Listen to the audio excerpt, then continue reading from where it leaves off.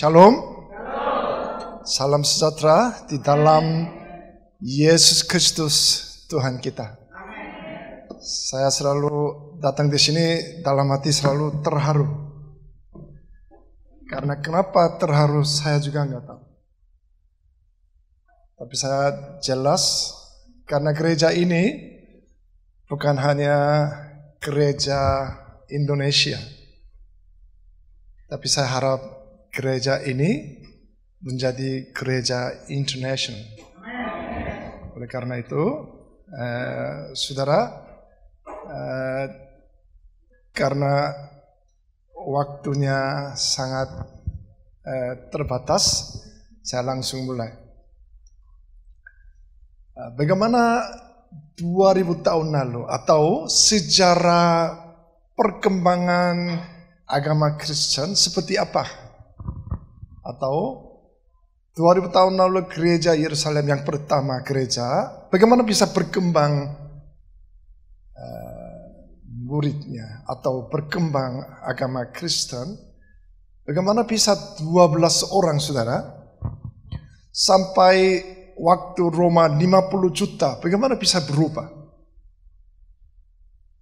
Bagaimana bisa 12 murid, bagaimana bisa berubah dunia total?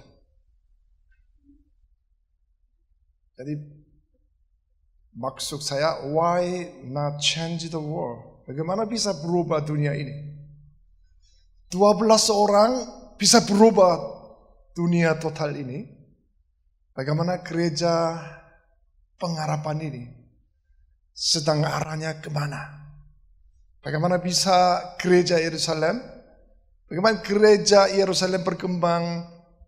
Coba hari ini belajar. Supaya saudara gereja ini juga berkembang seperti ini. Jadi perkembangan sejarah agama Kristen, coba saudara lihat di depan. Kira-kira 100 tahun. Jadi maksudnya Yesus Kristus mati usia 33 tahun. Tapi setelah itu, kira-kira 100 tahun, jemaat atau orang Kristen sedikit hanya daerah Roma. Kira-kira ada yang bilang 400.000 orang. Tapi setelah 400 tahun, setelah 300 kemudian, 400 tahun, agak lebih berkembang. Ya seperti bukan hanya Roma aja, tetapi daerah Eropa sedikit. Nah, kanan coba lihat satu di situ adalah kira-kira 1000 tahun, 1500 tahun orang Kristen juga daerah di sini hanya daerah Eropa aja. Tapi waktu itu agamanya bukan Protestan, itu adalah agama Katolik. Jadi agama Katolik terbatas. Justru itu paling di situ 10 juta yang agama Kristen maksudnya. Setelah itu tahun kira-kira 2000 tahun telah menerima Protestan, jadi cukup lebih besar. Kira-kira saya lihat 20 juta. Tapi saya ingin bicara kepada saudara, bagaimana tahun 100 menjadi 4 juta. Jadi sesuatu ada impact. Maksudnya di situ ada seperti corona. Jadi nama penyakitnya belum tahu, tapi saya bilang seperti corona. Setiap saat jadi berkembang agama Kristen, tengah-tengah selalu ada penyakit seperti corona. Waktu itu Roma penduduk separuhnya meninggal. Wah. Tetapi kok bisa berkembang agama Kristen? Yani anehnya kan begitu saudara. Kok kena corona, hampir separuh penduduknya mati, kok bisa jadi 4 juta? Dari 400 bagaimana bisa 4 juta? Karena mereka kasih itu luar biasa. Karena mereka benar-benar bukan hanya sebagai orang Kristen, tetapi mereka kasih. Maksudnya mayat-mayat di jalan mati pun juga dia membawa, melayani. Tetapi kenapa orang Kristen enggak mati-mati? Kok malah sukacita? Jadi tengah-tengah ada penyakit seperti corona, tapi orang Kristen bukan diam, bukan yang takut saja, tetapi benar-benar maju dan melayani kepada orang yang penyakit.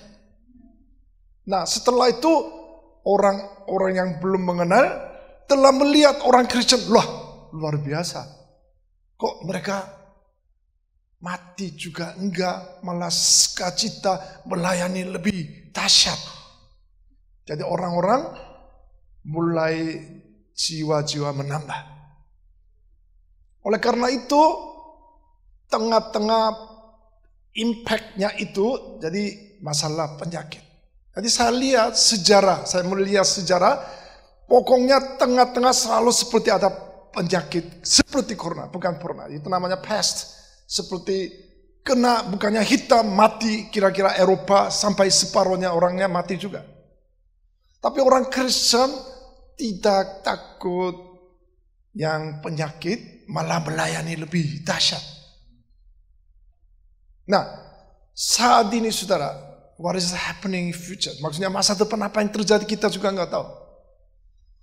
Nah, maksud saya ini adalah kesempatan bagaimana gereja ini berkembang atau gereja ini menambah jiwa. Apakah saat ini corona ini adalah Tuhan memberi kepada kita atau itu adalah kesempatan? Asal kita pandangannya berubah sedikit. Apa yang kita harus pandangannya berubah, saudara? Coba sedikit belajar lagi. Nah, coba itu.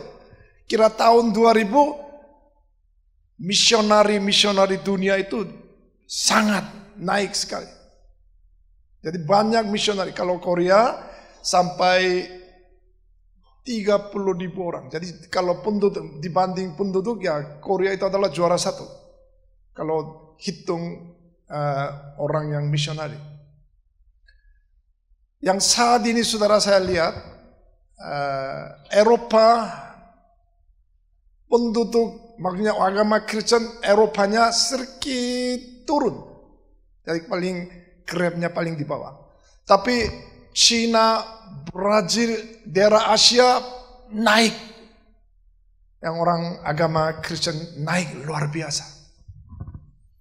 Tapi minta maaf Indonesia masih belum tahu. Jadi nggak jelas. Tetapi harap Indonesia juga akan naik seperti itu. Tergantung persepsi gereja ini bagaimana caranya untuk memberitakan Injil. Suara saya dengar saudara? Nah, coba terakhir saudara lihat. Satu lagi.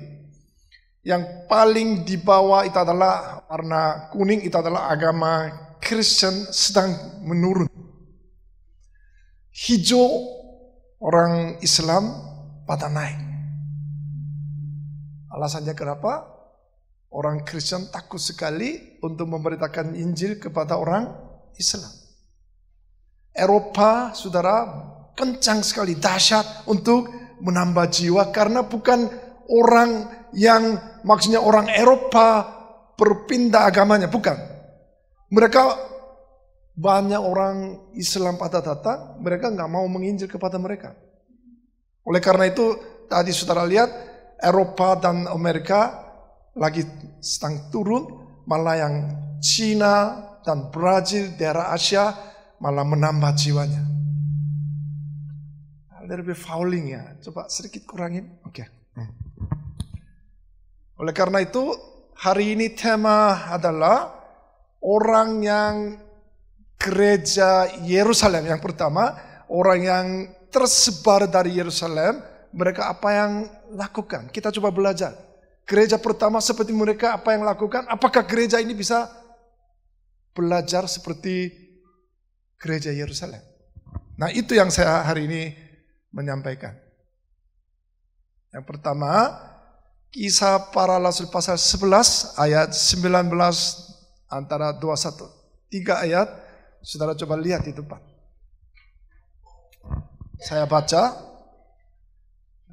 coba konsentrasi ya. Sementara itu banyak saudara-saudara telah tersebar karena penganiayaan yang timbul sesudah Stefanus dihukum mati.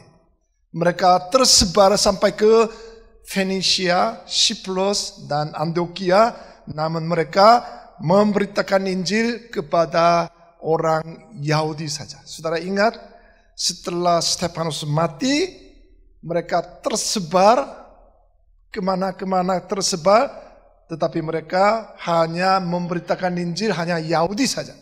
Ya, ayat 19, ayat 20. Akan tetapi di antara mereka ada beberapa orang Siprus dan Kirene yang tiba di Antioquia dan berkata-kata juga kepada orang-orang Yunani. Jadi tadinya saudara 19 hanya Yahudi saja. Tapi ayat 20 Yunani juga. Ya. Yunani dan memberitakan Injil bahwa Yesus adalah Tuhan. Jadi memberitakan Injil itu adalah Yesus adalah Kristus, Yesus adalah Tuhan. Nah, 21 saya baca pelan-pelan. Nah, dan tangan Tuhan menyertai mereka dan sejumlah besar orang menjadi percaya dan berbalik kepada Tuhan. Mereka mulai percaya Yesus Kristus dan bertobat. Maksudnya begitu, saudara. Nah, tadi saudara membaca ayat 19, itu adalah setelah Stefanus mati.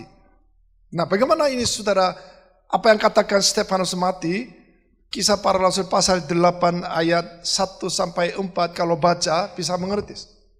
Ya, Stefanus mati dibunuh tersebar ke seluruh daerah. Ya. Jadi maksudnya setelah Stefanus mati, maksudnya setelah Stefanus mati, tersebar ke seluruh daerah. Maju terus. Ya. Jadi kedua, ya, ayat 2, saudara. Orang-orang saleh menguburkan mayat Stefanus serta meratapinya dengan sangat. Mereka menangis. Karena kenapa menangis?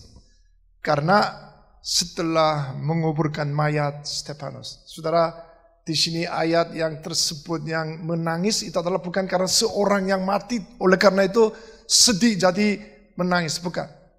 Jadi orang yang saleh setelah Stefanus hukum mati menangis karena saya juga mau seperti Stefanus. Saya juga ingin mati seperti Stefanus. Stefanus apa yang memberitakan Injil kepada orang Yahudi? Karena mereka orang Yahudi percaya Abraham dan hukum Taurat dan sunat ini. Kalau bagi mereka ini yang penting sekali daripada Yesus Kristus. Tapi Stefanus memberitakan Injil, bukan begitu. Bukannya Abrahamnya atau hukum Tauratnya atau sunatnya, lebih penting itu adalah Yesus Kristus. Akhirnya dia bangkit marah jadi membunuh dia. Itu pun juga ada rencana Tuhan. Itu juga rencana Tuhan, saudara. Nah, ayat 3, Saulus, maksudnya bukan yang Paulus, Saulus berusaha membinasakan jemaat sampai ke dalam penjara. Maksudnya, kalau ini yang bahasa Inggris destroy. Jadi destroy itu maksudnya supaya tidak boleh hidup seperti yang gereja atau orang yang percaya Tuhan mau hancurkan supaya mereka semua destroy. Jadi maksudnya yang kalau percaya Tuhan Yesus Kristus mereka membawa makanan binatang, penjara, mau hancurkan saudara. Itu namanya destroy. Tidak boleh hidup lagi gereja dunia ini. Mereka seperti itu saudara. Nah, mereka yang tersebar, maksudnya mereka takut sekali tetapi tersebar menjelajah seluruh negeri itu sambil memberitakan Injil. Bukan hanya mereka takut lari kemana hilang, tetapi mereka sambil tersebar memberitakan Injil. Saya ulang lagi. Karena nggak ada amin. Karena wah, ini bagaimana saya bisa memberitakan Injil? Maksud saya saudara harus pergi kemana, harus mati seperti Stefanus, bukan. Jadi tempat saudara, sepanjang orang yang Islam. Tempat saudara berdiri, banyak ada teman. Tempat bisnis, tempat yang kerja, di mana saja berdiri, banyak orang yang belum mengenal. Jadi bukan hanya belajar, bukan hanya kerja, bukan hanya bisnis, tetapi sambil bisnis atau sambil belajar mereka memberitakan Injil kepada mereka. Maksudnya saudara itu. Amin saudara? Nah, Paulus mengambil surat kuasa dari iman besar, suruh bunuh aja nggak apa-apa. Wah, itu Paulus itu sangat orang yang jahat sekali saudara. Nah, coba saudara mulai belajar subjek utama. Nah, ini adalah spora dandelion. Nah, ini kelihatan di situ. Saudara, kalau seorang angin, jadi isi bunga ini tersebar di mana saja. Jadi orang setelah Stefanus hukum mati, orang Kristen lari seperti spora dandelion. Di mana tergantung anginnya, tergantung Roh Kudus. Anginnya, saudara. Saudara paham anginnya ini? Roh Kudus sepertinya angin dari mana dan dari mana keluar, kemana itu enggak tahu. Itu adalah Roh Kudus. Nah, itu juga mereka tergantung angin atau tergantung Roh Kudus, di mana saja mereka seperti spora dandelion, bunga lari kemana, tersebar di mana saja. Nah, setelah itu saudara, coba setelah terkena virus corona ada gejalanya saudara. Saya mendengar di sini juga beberapa orang kena corona, jadi gejala itu adalah panas juga. Ini nggak usah amin ya saudara. Jadi dingin juga. Karena ada di dalam virus corona. Terus batuk juga. Ya. Terus tidak bisa tidur karena batuk terus. Terus tidak menikmati makan juga. Ini adalah kenapa seperti terjadi kayak begini? Ada tubuh kita ada virusnya, saudara. Jadi pasti kalau kena corona pasti ada gejalanya, saudara. Nah, jadi saya lihat gereja,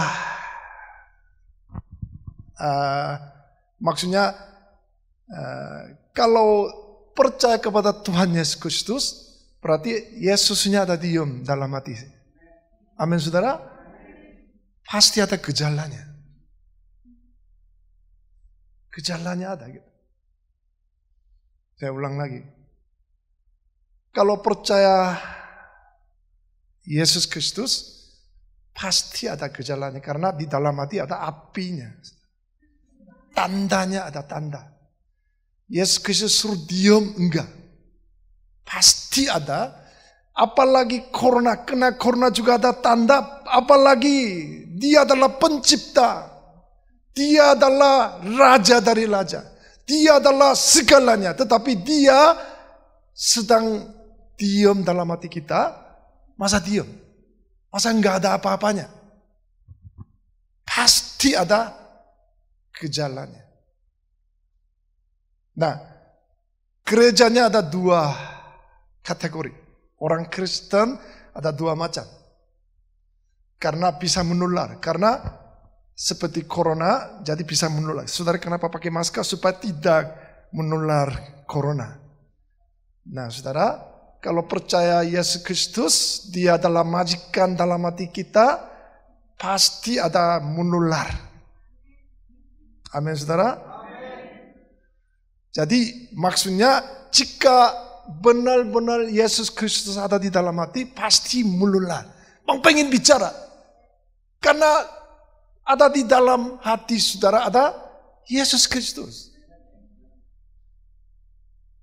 Tapi ada satu lagi yang kategori itu adalah tidak bisa menular. Karena tidak ada Yesus Kristus. Saya ulang lagi. Saya udah percaya kepada Tuhan Yesus Kristus. Saya udah cukup lama di gereja. Tapi tidak pernah memberitakan Injil kepada orang siapa. Karena kenapa? Tuhannya nggak ada di sini. Jadi gejalanya nggak ada, berarti Yesusnya belum ada. Apakah sedang proses? Saya juga nggak tahu. Pokoknya tidak bisa menular karena gejala corona atau gejala Yesus Kristus dalam hati belum jelas. Bukannya saudara agak sedikit warnanya berubah. Minta maaf kalau masih belum mencari jiwa baru. Nah itu bukan saya menegur kepada saudara, cuman saya kalau biasa Yesus ada di dalam hati something different. Sesuatu berbeda. Sesuatu tidak mungkin seperti orang yang belum percaya. Ya, misalnya orang di luar yang suka selingkuh. Tapi orang Kristen ikut-ikut selingkuh berarti itu enggak benar. Misalnya. Jadi orang di luar suka mencuri, suka sakit penyakit, maksudnya yang suka iri hati. Tapi orang Kristen juga ya, tetapi sedikit pun juga harus berbeda. Maksud saya. Masa sama dengan orang antara percaya dan tidak percaya. Seorang Nietzsche, saudara, mungkin orang sekolah pernah dengar. Nietzsche itu terkenal seluruh dunia. Dia bilang, saya katakan Tuhan sudah mati. Menurut dia. Dari mana tahu? Saya melihat orang Kristen lihat apa bedanya mereka. Sama aja, malah lebih parah daripada orang nggak percaya. Kalau benar-benar mereka percaya, pasti menurut saya perbedaannya ada. Tapi menurut pandangan saya, tidak perbedaannya sama sekali. Oleh karena itu, menurut saya, Tuhan sudah mati. Nah, ini menurut Nietzsche. Tapi menurut saya bukan. Ya, ini adalah seorang, karena percaya kepada Tuhan itu sangat penting sekali. Oleh karena itu saya bilang, kalau benar-benar Yesus ada di dalam hati, pasti ada perbedaannya, maksud saya. Amin, saudara? Nah,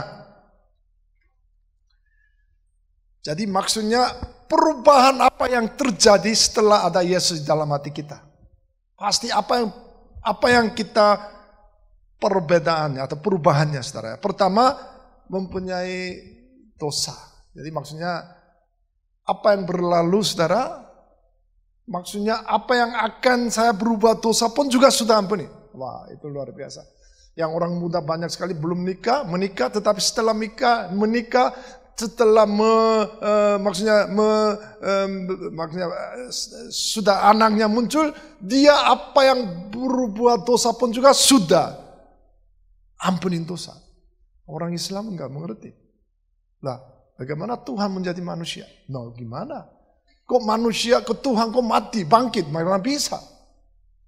Anak saya belum lahir kok bisa ampunin dosa. Inilah maksud saya. Itu adalah luar biasa kalau percaya kepada Yesus Kristus. Itu adalah luar biasa. Itu adalah mujizat. Kalau saudara benar-benar percaya Yesus Kristus, segala dosa sudah ampunin dosa. Amin, saudara. Nah, setelah itu bukan hanya itu aja. Jadi Tuhan sudah menyediakan tempat yang surga. Jadi kalau menurut firman Tuhan, kita bukan mati, saudara.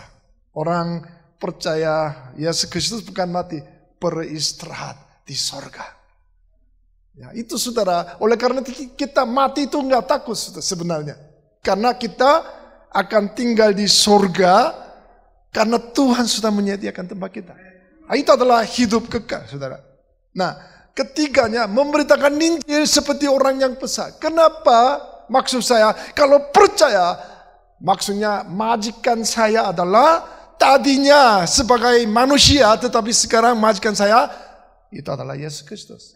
Oleh karena itu selalu kita menanyakan kepada Yesus Kristus, Tuhan, saya ini harus dilakukan atau enggak? Seperti Yusuf, istrinya Panglima godain kepada dia. Dia apa yang katakan? Bagaimana saya berbuat dosa terhadap Tuhan?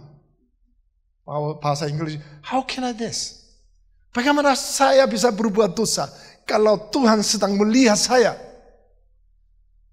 Bagaimana dia mengajak saya, dia bersama tidur kepada dia, istrinya Panglima, dia sangat menolak.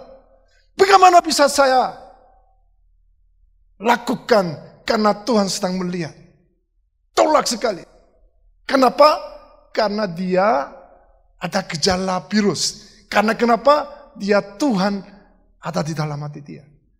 Nah, oleh karena itu pasti memberitakan Injil seperti orang yang terbesar, saudara, tersebar, saudara. Ya, ini adalah kalau benar-benar percaya kepada Tuhan. Nah, mereka bukan hamba Tuhan yang seperti tadi yang Stefanus, itu adalah orang seperti saudara dan saya. Dia bukan missionary, hanya orang biasa, pun juga bukan hanya tersebar, mereka sambil tersebar, mereka memberitakan Injil kepada orang Yahudi pertama, setelah itu orang Yunani juga, saudara. Nah, saudara, tentang Yunani seperti apa saya sedikit mau menjelaskan, saudara. Yang di sini bukan hanya memberitakan Injil kepada Yahudi, tetapi mereka memberitakan Injil kepada Yunani. Kalau saya lihat sejarah bangsa Israel kira-kira 600 tahun lalu, dia sebagai tahanan dari Asyur dan Babelonia dan Persia dan Kris, setelah itu Roma. Jadi sejarah bangsa Israel jadi tidak bisa berlepas karena dia selalu di bawah negara yang besar. Tapi yang salah satu orang yang Kris Panglima itu namanya Antiochus Epiphanes. Itu adalah semacam orang Panglima. Dia datang di Israel, dia bait Allah, dia hancurkan di situ. Jadi menyembah kepada berhala juga ya. Di dalam bait Allah mereka babi, darah babi pun juga tersebar dalam bait Allah. Jadi maksudnya orang Yahudi percaya sekali karena Tuhan ada di dalam bait Allah. Tetapi mereka Yahudi, maksudnya Yunani, pada datang mau hancurkan, maksudnya apa yang mereka percaya, Tuhan jadi sangat menghina. Sampai di bait Allah menyembah berhala. Jadi pandangan Yahudi adalah sebenarnya sakit hati sekali. Kapan-kapan saya akan membalas kepada mereka. Karena nenek moyang mereka benar-benar menghina Tuhan kita. Jadi selalu dia siap bagaimana caranya membalas kepada mereka. Jadi orang Yahudi pandangan mereka itu adalah orang anjing gitu. Jadi nggak mau ketemu, nggak mau makan bersama. Kalau makan bersama itu adalah orang dosa. Pandangan mereka seperti itu. Tetapi saudara, orang yang tersebar, mereka memberitakan Injil kepada orang Yunani juga. Jadi maksud saya, saudara pandangan bukan hanya Yunani. Saudara mencari Yunani di sini enggak ada. Nah, maksudnya saudara, di tempat saudara ada orang yang seperti Yunani. Itu adalah orang Islam. Kemungkinan ada yang musuh. Selalu dia melawan kepada saudara. Itu adalah orang Yunani sebenarnya. Tetapi kalau benar-benar ada gejala, benar-benar ada Tuhan ada di dalam hati, berarti dia memberitakan Injil kepada Yunani juga. Jadi 2000 tahun lalu saudara, terjadi gereja Yerusalem seperti itu. Bukan hanya takut saja, mereka takut dan tersebar dan memberitakan Injil kepada orang-orang yang lain, saudara. Nah, aplikasinya saya lihat, bagaimana bisa saudara aplikasi di dalam kehidupan saudara. Ya, hari Pentakosta, karena saya lihat gereja ini GPDI, gereja Pentakosta. Jadi waktu hari Pentakosta, bukan GPD, maksudnya hari Pentakosta. Kisah Para Rasul pasal 2 yang sangat jelas, 3 tanda apa yang harus melakukan gerejanya. Nah, pertama, waktu itu tiba-tiba ada bunyi, tiupan dari atas. Bunyi itu maksudnya apa, saudara? Bunyi itu adalah gereja harus memberitakan Injil. Firman Tuhan itu sangat penting sekali. Kalau gerejanya tidak ada memberi firman Tuhan, bukan gereja lagi, bukan. Jadi gereja bunyi berarti gereja harus ada memberitakan, maksudnya firman Tuhan, saudara. Keduanya nyala api. Nyala api maksudnya gerejanya harus menikmati. Oh, gereja pengharapan ini kok seperti ada menikmati, ada Tuhan ada di sini. Coba amennya sedikit semangat, saudara. Saya jam 5 berangkat dari Semarang. Kalau saudara nggak semangat, ya saya juga nggak semangat. Orang di luar, saudara, setelah memberitakan Injil, mereka menginjil maksudnya, mereka datang di sini, loh, gereja ini kok ada seperti ada Tuhan. Saya nggak bisa bicara, tetapi sepertinya ada Tuhan ada di dalam. Karena kenapa? Roh Kudusnya melayang-layang di tempat di sini. Jadi gerejanya kalau tidak ada nyala api atau Roh Kudusnya, ini bukan gereja lagi, orang-orang biasa pada kumpul aja. Saya ulang lagi. Gereja sudah lama tetapi tidak ada jiwa baru, itu bukan gereja lagi, saudara. Hanya kita menyenangkan, puji-puji Tuhan, itu bukan gereja. Gereja untuk apa yang berdiri di sini? Supaya bukan gereja untuk di sini, tetapi gereja untuk orang yang belum mengenal. Mereka datang di sini harus menikmati, oh Tuhan ada di sini. Dari mana tahu, saudara? Tergantung kita. Waktu puji-pujian juga harus semangat. Loh, firman Tuhan itu luar biasa. Wah, gereja pengharapan ada di Tuhan ada di sini. Minggu depan saya membawa teman-teman satu lagi. Minggu depan saya membawa, karena saya sedang di Islam berapa lama ikut-ikutan tetapi tidak menikmati seperti gereja pengharapan. Ayo teman-teman Sumiati, Sumsum, ayo kita ikut gereja di pengharapan. Kamu perlu ada kendaraan enggak? Enggak ada. Wah, jangan khawatir, saya akan menjemputi kamu. Jadi makin lama makin menambah jiwa. Karena kenapa? Gereja ini benar-benar nyala api. Itu adalah Roh Kudus, saudara. Ketiga, jadi perkataan bahasa lain. Maksudnya mereka 17 sukunya pada datang. Tetapi apa yang berfirman Tuhan oleh Petrus, mereka mengerti semua. Loh, ini suku ini kok mereka enggak mengerti. Bagaimana bisa mengerti? Padahal dia bahasa biasa, tetapi 17 sukunya semua mengerti. Karena mereka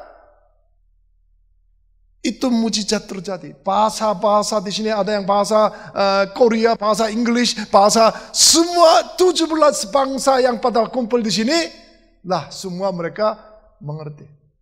Bukan maksudnya bahasa lo, saudara. Itu maksudnya di dalam Kristus adalah satu.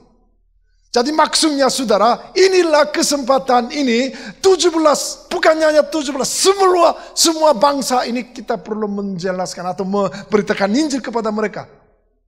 Semua bangsa di dalam Yesus Kristus itu adalah satu, saudara. Oleh karena itu, perkataan bahasa lain itu adalah tujuannya bagaimana? Itu adalah memberitakan Injil kepada seluruh bangsa itu. Gereja fungsinya seperti itu, saudara. Gereja fungsinya harus berfirman dan Roh Kudus menyala api dan memberitakan Injil. Itu adalah sangat penting, saudara. Nah,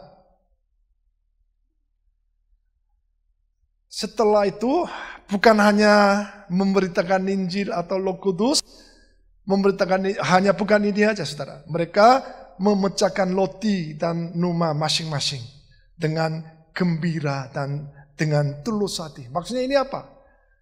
Jadi kelompok sel, saudara ada kelompok sel masing-masing mereka pada kumpul. Di situ memecahkan roti juga saudara, dan sangat mereka gembira dan tulus hati. Jadi di situ memuji Allah dan disukai semua orang. Wah, daerah di sini ada kumpul beberapa orang kelompok sel. Tetangganya melihat ini, luar biasa mereka memuji Allah. Jadi menurut pandangan mereka, mulai disukai kepada saudara. Jadi bukan hanya orang kita menyenangkan, tetapi orang luar, orang Islam disukai kepada saudara. Enggak ada, amin. Karena di kelompok sel sangat dahsyat dan sangat kuat. Karena bukan hanya menerima berkat di gereja aja, tetapi mereka masing-masing di kelompok sel juga di situ membangun kerajaan Allah, saudara. Kerajaan Allah menurut surat Roma, kerajaan Allah itu adalah ada di situ kebenarannya, sukacitanya dan damai sejahtera. Itu adalah gereja, itu adalah kerajaan Allah, saudara. Ya, gereja itu adalah bukan gedung ini, gedung itu enggak ada artinya. Benar-benar di situ kebenarannya, sukacita dan damai sejahtera, itu adalah gereja, itu adalah kerajaan Allah, saudara. Di tempat saudara di mana saja berdiri, oleh karena saudara, bagaimana bisa membangun kerajaan Allah? Bagaimana bisa, oleh karena saudara, lingkungannya tadinya enggak jelas, tapi jelas sekarang melalui saudara. Itu tujuan saudara untuk kerja, untuk bisnis di situ. Bukan untuk hanya mencari uang, bukan. Benar-benar saudara berdiri tempat di mana saja di situ untuk tujuannya membangun kerajaan Allah. Di situ oleh karena saudara ada kebenarannya di situ ada sukacitanya, di situ damai sejahtera. Because I love you. Ya. Nah, tiap-tiap hari Tuhan menambah jumlah mereka dengan orang yang diselamatkan. Melalui di mana? Kelompok sel. Saya lagi bicara gereja Yerusalem pertama, apa yang mereka lakukannya seperti itu, saudara.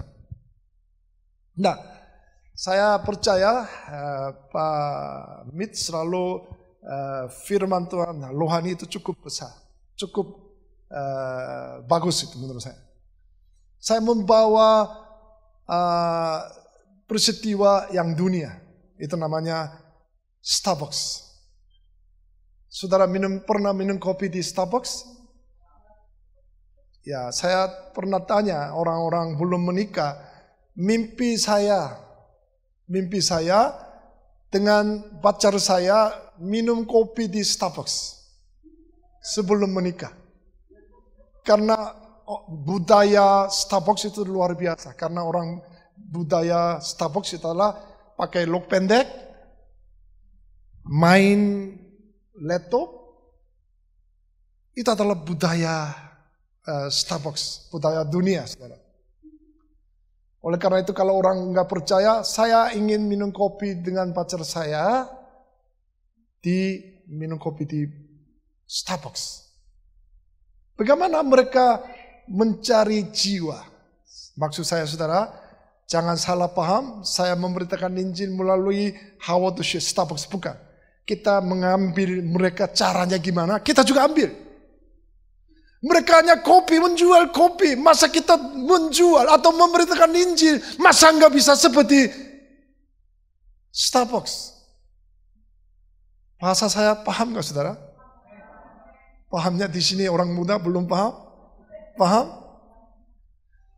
Ya, maksudnya saudara jangan salah paham. Saudara harus ikut minum kopi di Starbucks, bukan maksud saya. Mengambil mereka caranya gimana, kok bisa dahsyat, luar biasa mereka berkembangnya. Kenapa gereja ini nggak bisa? Padahal hanya mereka minum kopi aja bisa berkembang luar biasa. Bagaimana gereja itu memberitakan Injil, firman Tuhan sedang melayang-layang dunia ini, kok nggak bisa? Coba setelah kita belajar. Howard Schultz itu adalah pengemis. Jadi tidak ada harapan, dia hanya menjual, hanya ketik. Tapi dia sedang kesempatan untuk New York, dia menikmati kopi. Jadi menurut dia, kopi itu adalah, rasa kopi itu adalah sebagai persembahan kepada Tuhan. Menurut dia, bukan menurut saya, saudara, jangan salah paham. Jadi dia minum kopi, wah ini adalah kopi, rasanya ini seperti persembahan, semacam persembahan. Orang yang nggak percaya. Jadi terharu, sangat terharu. Jadi setelah itu dia akhirnya mendirikan Starbucks. Jadi menurut dia, all employer, maksudnya pekerja itu adalah semacam partner. Saudara pernah dengar itu Onesimus? Onesimus itu orangnya siapa? Ada yang tahu? Cuma satu pasal. Philemon, saudara, di situ namanya muncul, namanya orang Onesimus. Maksudnya Onesimus itu adalah pencuri. Setelah pencuri dia penjara dengan Paulus di Roma. Jadi Paulus memberitakan Injil sebagai budak. Karena dia budak tetapi pencuri uang dari Philemon. Tapi apa yang lakukannya surat Philemon itu adalah dia pencuri yang orang sebagai budak, dia adalah partner. Pelayanannya sama-sama, saudara. Waktu 2000 tahun lalu dia adalah sebagai budak, enggak mungkin pandangan dia itu sebagai partner. Tetapi saudara, menurut Starbucks semua pekerja itu adalah employee, itu adalah satu-satu kerjasama, hidup bersama, mati sama. Itu adalah semacam seperti Onesimus, itu adalah partner. Sekarang jumlah karyawan itu adalah sampai dulu 3.000 sampai 300.000. Wah, luar biasa. Kuncinya apa, saudara? Menurut dia, saya menjual kopi, tapi bukan. Saya menjual budaya Amerika. Jadi nama kopi itu adalah Americano. Itu Americano itu maksudnya seperti hanya orang Amerika. Maksudnya orang Amerika itu adalah bahasa mereka sedikit berubah, itu Americano. Harga asli berapa? 3.000 rupiah. Tapi menjual 50 ribu. Cuma hanya memasang namanya Americano. Budaya Amerika pasang itu adalah menjadi 50 ribu. 50 antara 60 rupiah. Menurut mereka 3 CM. Maksudnya copy man, culture man, customer man. Maksudnya dia benar-benar tahu tentang kopi. Saya ulang lagi. Jemaat pengharapan semua tahu firman Tuhan. Maksudnya karena dia percaya Tuhan, dia tahu firman Tuhan seperti kopi man. Kedua, dia budaya. Maksudnya budaya orang Kristen, bagaimana caranya, budaya perjanjian lama dan perjanjian baru semua mengerti. Siapa? Orang yang bekerja di Starbucks. Jadi saudara datang di sini bukan hanya asal datang, tapi mengerti firman-Nya. Terus maksudnya mereka culture-nya juga semua mengerti. Maksudnya budaya orang Kristen seperti apa yang etikanya, saudara. Harusnya tidak boleh ambil uang, pencuri, iri hati, bunuh, itu nggak boleh. Dia mengerti. Terus customer man, maksudnya dia mencari jiwanya gimana, mereka tahu. Orang Starbucks, saudara, mereka percaya Tuhan atau enggak percaya. Tetapi mereka tahu bagaimana cari tamunya seperti apa. Mereka tahu tentang compliment. Maksudnya mereka tahu tentang firman Tuhan. Mereka tahu etika. Kalau percaya Yesus Kristus, apakah etikanya semua tahu. Kedua, luar biasa. LMT. Jadi maksudnya bukan hanya orang baru datang, tapi harus mengajar kepada mereka. Itu namanya pemuritan. Mereka juga pemuritan juga, saudara. Saya lihat gereja-gereja 90% asal orang-orang yang baru datang, pemuritan, mengajar itu enggak ada. Datang, tepuk tangan, setelah itu kapan-kapan ada acara untuk baptis, wes tahu kan saudara? Karena beberapa orang yang kantuk, saya bahasa Jawa kalau saudara kantuk. Gereja kalau trainingnya ada orang-orang luar, maksudnya Starbucks, orang nggak percaya juga mengajar, maksudnya trainingnya luar biasa. Tapi gerejanya nggak mau ngajarin. Bagaimana orang baru datang tentang Alkitabnya gimana, yang tiga tadi tentang firman Tuhannya gimana, mengajar sesuatu tidak ada. Saya kadang-kadang tanya, Pak Yun, ada 20 orang sudah dibaptis. 6 bulan saya tanya, 1 tahun setelah tanya, mana orang 20? Sudah enggak ada lagi. Kemana? Enggak tahu. Bukan enggak tahu, enggak pernah ajarin kepada mereka. Jadi gerejanya hari Minggu harus sibuk sekali untuk kamar di mana saja. Orang yang pemuda, orang yang lama, orang tua, usia 50, 60. Pokoknya di mana saja pada kumpul untuk mengajar tentang Yesus Kristus. Orang Starbucks pun juga.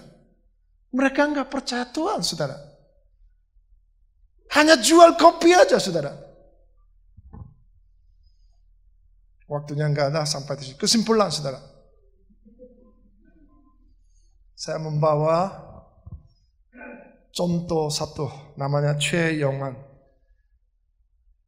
Menurut dia, seperti orang yang biasa. Orang kampung, pendidikannya sangat kampung, universitas kampung. Kalau Korea, saudara, universitasnya tidak Seoul, tidak kesempatan mendapat kerja. Karena dia orang kampung. Dia juga seorang orang kampung. Papangnya juga miskin, oleh otomatis ya karena uangnya enggak ada. Ketika dia enggak berani ke Jakarta misalnya, orang Klaten, ya saya orang sukanya Klaten, pacarku sukanya di Klaten. Ya udahlah, kalau saya mau ke Jakarta tanya dulu kepada pacar saya. Kalau pacarnya yang si laki-laki enggak setuju, dia enggak bisa berani. Gajinya padahal tinggi, tapi nggak berani. Karena takut pacarku marah. Beberapa orang ketawa, jadi ya menurut dia, saudara, orang yang sangat orang kampung, tapi dia pikir, saudara, setiap hari, karena sebagai orang percaya Tuhan, pakailah saya. Why not change the world? Dia selalu, dia berdoa, Tuhan, walaupun saya orang kampung, walaupun saya tidak berani maju, tetapi Tuhan pakailah saya sebagai alat Tuhan, saya supaya berubah dunia ini. Jadi why not change the world? Nah, dia satu buku, itu adalah judulnya Out of Boat. Maksudnya saudara kapal, boat itu adalah kapal. Dia harus keluar kapal di situ. Jadi karena kapal itu setelah lihat kiri kanan hanya melihat lautnya, air doang. Jadi dia menurut buku dia harus keluar dari kapalnya. Maksud saya, jadi pikirannya orang Klaten. Seperti saudara, saya tinggal di Klaten. Tapi pikirannya bukan seperti orang Klaten. Pikirannya itu seperti orang Indonesia. Dia mengerti dunia itu berubahnya seperti apa. Dia otomatis bahasa Inggris juga tahu. Kalau bahasa Inggris nggak tahu, bagaimana bisa dia berubah changes? Jadi maksudnya bukan hanya pikiran saja harus lakukan. Supaya saya berubah dunia atau supaya saya keluar dari kapal ini, berarti saya minimal harus bahasa Inggrisnya harus tahu.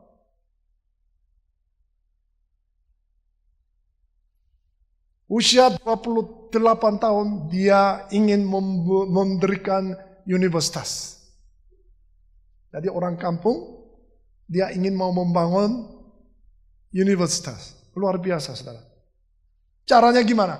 Jadi seluruh dunia itu terkenal namanya, dia kirim surat. Bapak dan Ibu, saya akan mendirikan universitas online. Apakah sanggup 1 bulan sekali ada mengajar kepada kita? Dari 1.000 orang, 28-nya orangnya responnya. Kamu setuju? kamu telah mendirikan universitas, saya siap 1 bulan sekali 1 hari saya mengajar kepada mereka. Jadi di situ ada dosennya siapa ada saudara? Obama, Bill Gates, seluruh dunia terkenal 28 ada di situ saudara. Bagaimana bisa mujizat? Karena dia selalu berdoa, Tuhan, mujizat terjadi kehidupan saya. Selalu berdoa, Tuhan, mujizat. Saya tadi lupa lama lagunya. Terjadi, bukan hanya mulut saja. Tuhan, saya ingin mujizat terjadi kehidupan saya supaya berubah dunia ini. Nah, akhirnya 28 orang dosennya sangat kuat. Menurut pandangan Mr. Choi ini adalah menurut dia bisa berubah dunia ini. Nah, salah satu ada kesenian, dia suka gambar saudara. Jadi dia lari ke Afrika. Afrika itu adalah kesempatan untuk belajar edukasi total 60-70%-nya tidak pernah ikut SD, SMP, enggak pernah belajar. Jadi seseorang dia memanggil kepada mereka, jadi mengajar. Gambarnya seperti itu. Coba lihat saudara di depan. Itu gambarnya seperti itu. Orang tidak pernah belajar saudara, sekolah. Tapi gambarnya lihat, sangat, kalau katakan sangat aneh, tetapi menurut pandangan mereka sangat murni. Hati mereka benar-benar dia gambar seperti itu saudara. Luar biasa. Setelah itu apa yang lakukan? Mereka orang 28 orang dosennya membawa gambar ini ke New York. Pameran yang paling terbesar, dia setelah membawa gambar ini, satu gambar ini seperti aneh tetapi menjual 1M. Ada yang 2M. Karena dia melihat bukan pintar atau yang kesenian tetapi murni. Uangnya pada kumpul, dia kembali lagi ke Afrika membangun sekolah SD, SMP. Coba satu orang turun dari kapal, out the boat, berubah dunia ini. Saudara. Jadi maksud saya tetap masalah bukan lingkungan Kelatennya saudara. Untuk bagaimana bisa memberitakan Injil kepada orang-orang Yahudi pertama dan Yunani juga. Bagaimana bisa di lingkungan di sini tempat kerja atau tempat yang di situ. Bagaimana bisa seperti kena corona, gejala Yesus Kristus itu gimana saudara? Apakah dalam hati benar-benar loh kudus Allah atau enggak? Pikirannya enggak bisa. Kelaten enggak bisa. Memberitakan Injil enggak bisa. Jadi orang itu turunlah dari kapal itu. Bagaimana berdoa? Saya harap saudara, gereja ini sudah bangun 2 menara. Apius. Apakah sering ke sana berdoa? Atau itu adalah yang tempat doa, itu tempat doa. Tapi saya enggak pernah ke sana. Apakah saudara benar-benar masa depan? Apakah saudara masa depan bagaimana? Penuh. Tadi sedang orang Kristen sedang turun saudara. Maksud saya seluruh dunia turun, bukan maksud saya saudara. Apakah di sini gerejanya benar-benar ada gejala untuk corona atau benar-benar Yesus Kristus dalam hati saudara? Seperti gereja Yerusalem, bukan hanya tersebar, benar-benar mereka memberitakan di mana saja saudara. Coba tim musik maju di depan. Tim musik coba maju di depan.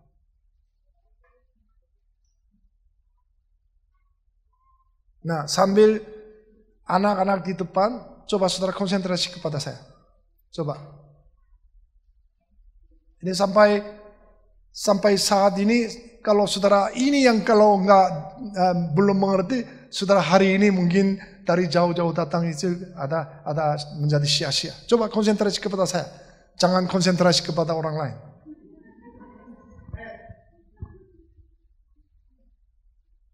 Saudara siap? Ya coba amin.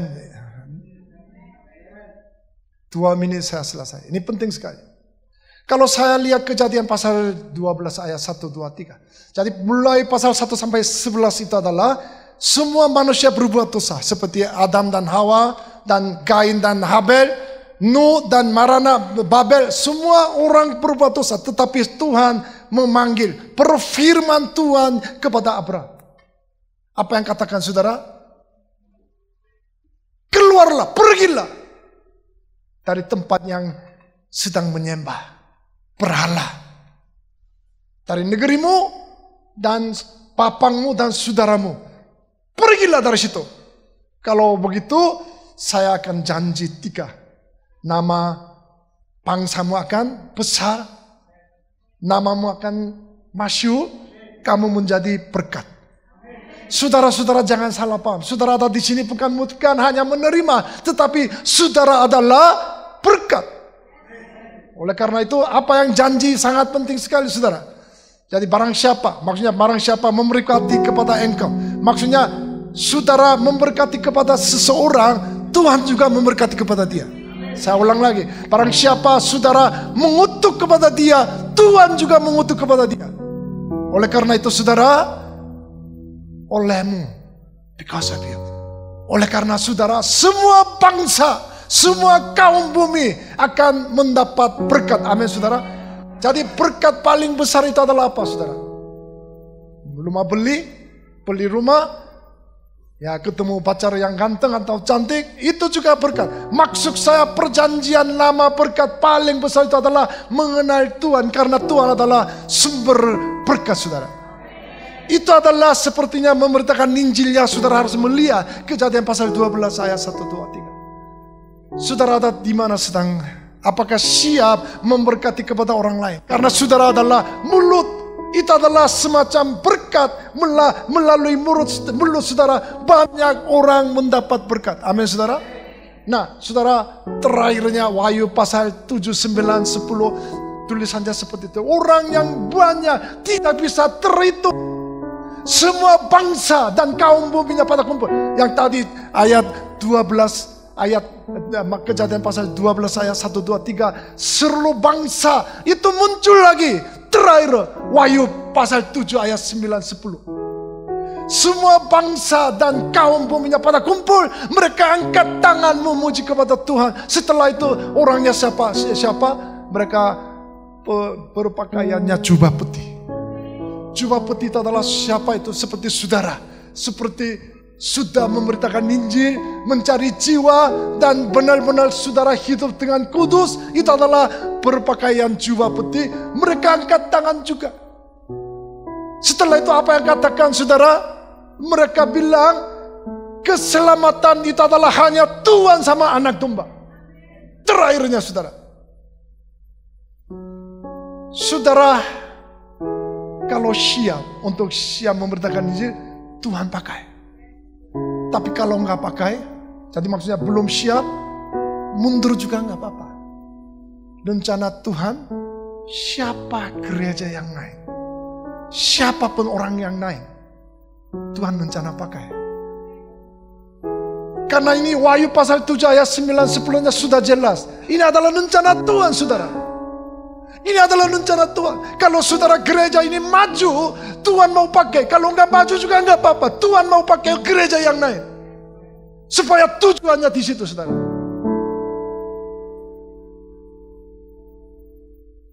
Manusia tadi pamit juga sangat. Kita hidup bukan hanya makan saja, saudara.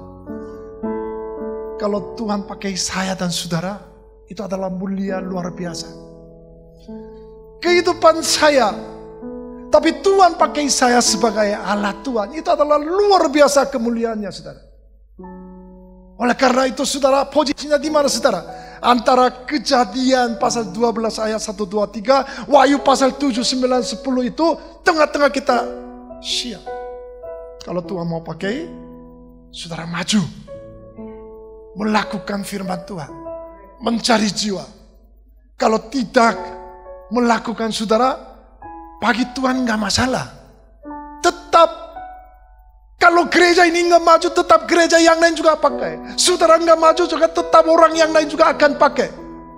Tetap rencana Tuhan, Wahyu pasal 7 ayat 9. Banyak orang pada kumpul. Semua bangsa dan bahasanya pada kumpul. Dia angkat tangan. Keselamatan bagi Allah dan anak domba, saudara. Saya harap gereja ini benar-benar mencari jiwa seperti kena corona. Karena Yesus Kristus ternyata di dalam hati saudara.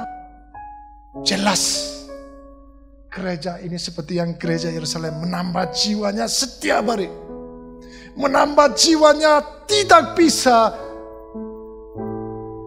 berhenti karena mereka benar-benar datang karena gereja ini ada Tuhan. Mereka benar-benar menikmati Tuhan di dalam gereja ini. Suara aminnya enggak jelas, tetapi kita nyanyi satu.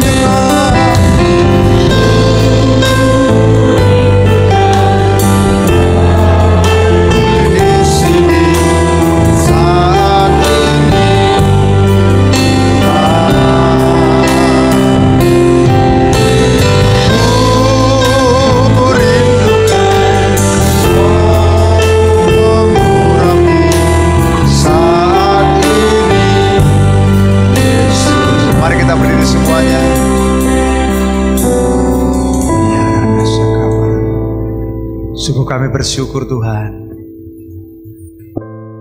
firman-Mu sungguh menyadarkan kepada kami bahwa kami hidup bukan untuk kami sendiri, tapi kami rindu setiap orang yang lain boleh mendengar berita Injil, juga boleh menikmati kehidupan yang kekal. Kami rindu gereja-Mu ini Tuhan menjadi gereja yang diisi oleh orang-orang percaya yang mau memberitakan Injil. Berkati hamba-Mu, Mr. Yun yang sudah Engkau pakai untuk memberitakan firman-Mu hari ini. Biarlah berita firman ini sungguh mengubahkan kehidupan jemaat di tempat ini. Menjadi jemaat yang sungguh-sungguh, menjadi seperti jemaat mula-mula, yang menghadirkan Kristus dalam hidupnya, yang memiliki tanda-tanda orang percaya, di mana Yesus hadir di setiap kehidupan orang percaya. Kehidupan yang menjadi saksi, sehingga banyak orang yang diselamatkan. Terima kasih Tuhan.